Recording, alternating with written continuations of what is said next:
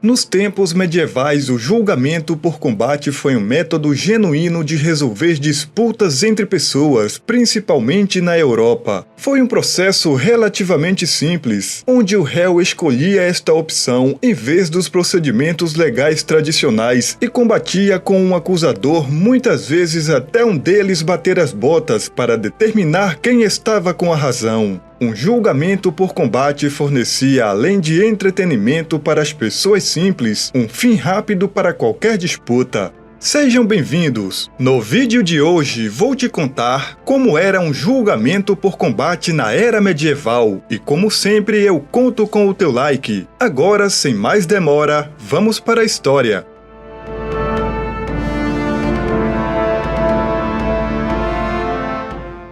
Por mais que possa parecer incrível, o julgamento por combate era um método genuíno de determinar a culpa e resolver disputas na Idade Média. De acordo com uma lei inglesa, quando os tribunais não conseguiam resolver a questão de propriedade, eles optavam por resolvê-la por meio do julgamento por combate. As pessoas não viam isso como bárbaro, fazia parte do processo legal. Uma pessoa acusada poderia escolher o julgamento por combate por várias razões. Poderia haver provas insuficientes para apoiar seu argumento ou testemunhas que desmentiam o testemunho uma da outra. O julgamento por combate também podia ser usado em casos civis para encerrar processos sobre contratos e conflitos de propriedade sem ter que esperar meses ou anos de negociação. Mas principalmente era uma questão de orgulho. Se um proprietário de terras ou credor acusasse o réu de roubo ou não pagamento de um empréstimo, a escolha do réu pelo julgamento por combate afirmava sua crença em sua inocência e no grave erro do acusador. Aceitar um desafio também oferecia a uma pessoa honesta uma chance de provar sua honestidade. Talvez ela não tivesse pago uma dívida devido a uma colheita fracassada, algo bastante comum naquela época.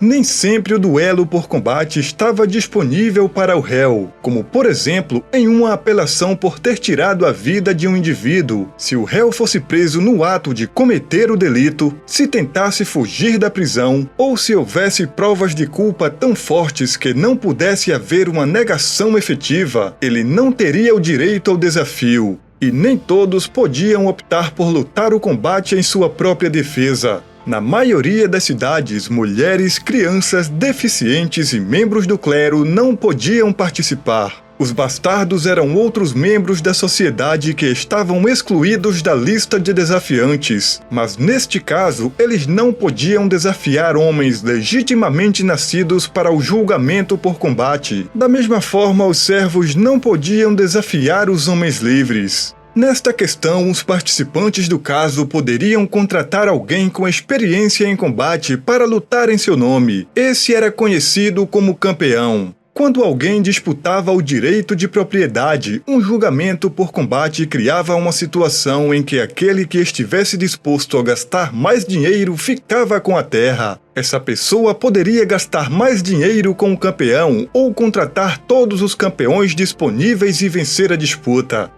Os campeões profissionais ganhavam a vida oferecendo-se como lutadores substitutos para julgamentos por combate. Apesar da bravura necessária para fazer frente a um combate, os campeões não eram bem vistos entre o povo, eles eram considerados a escória da sociedade. Mas se uma pessoa não queria arriscar sua própria vida em um julgamento por combate, um campeão era sua melhor chance de obter o resultado desejado. De acordo com o livro Justiça Medieval, mulheres, jovens, velhos, doentes, aleijados, clérigos e judeus eram os que mais usavam um campeão, mas poderiam recusar a contestação e o caso seria decidido por um júri. Membros da realeza, padres e cidadãos londrinos, de acordo com a garantia de antigas liberdades pela Magna Carta, também poderiam recusar a batalha se desafiados, um privilégio de poucos.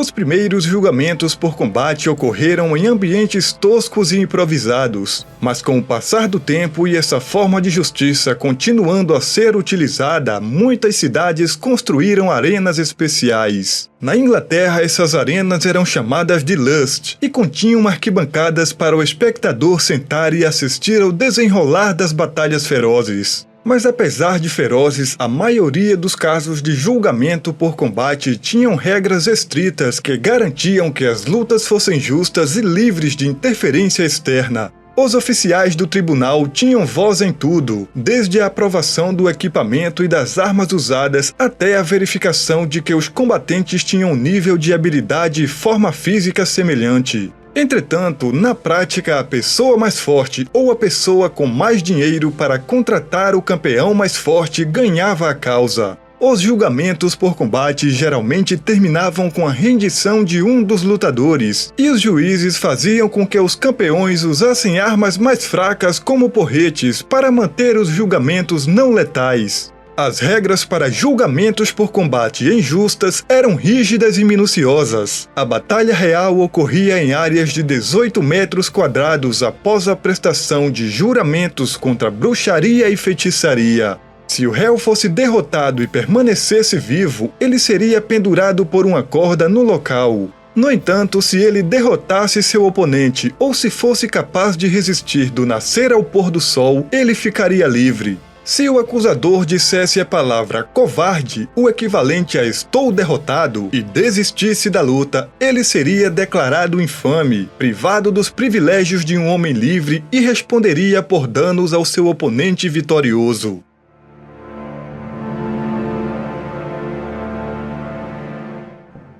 Apesar dos duelos por combate serem legítimos, duelos fora do sistema legal eram muito mais comuns. Seus inventores, ao criarem regras formais de combate para resolver uma disputa, pretendiam evitar conflitos intermináveis e vinganças de geração em geração. As regras foram projetadas para limitar a vantagem dos bons lutadores. O duelo de honra deveria reduzir a violência desenfreada, para fazer os homens pensarem duas vezes antes de recorrer a tais atos. Não deu certo. O duelo tornou-se um símbolo de status e, quando levados a sério, os homens perdiam a vida pela honra. Por volta do século XIV, o julgamento por combate havia praticamente desaparecido em favor do julgamento por júri. Um dos últimos julgamentos por combate ocorreu em Perth, na Escócia, em 1396 e ficou conhecido como a Batalha de Knowltent. Este evento assumiu a forma de uma batalha campal entre duas equipes de 30 homens cada, representando o clã Macpherson e o clã Davidson, no Knowltent, na presença do rei Robert III da Escócia.